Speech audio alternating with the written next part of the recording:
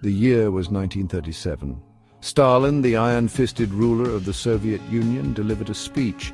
His words echoed in the vast hall, a mix of pronouncements and veiled threats.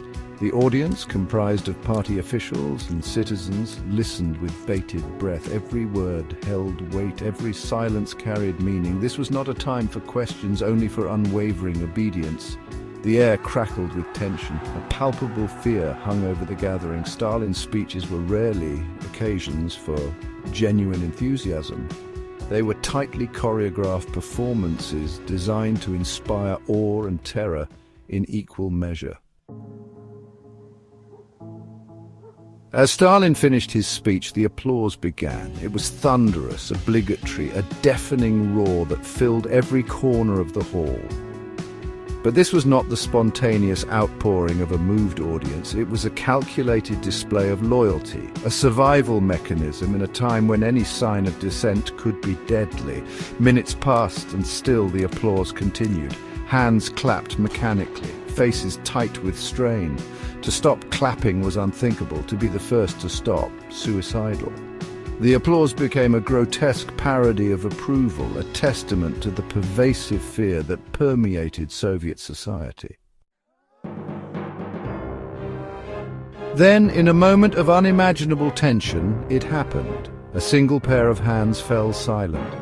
In the echoing silence that followed, every eye in the hall turned towards the source of this disruption. A man, his face pale and drawn, stood frozen in place. His name, his story have been lost to history, but his actions that day became a chilling legend, a cautionary tale whispered in hushed tones. The man who dared to stop clapping had marked himself as an enemy of the state. His transgression was not one of action, but of inaction.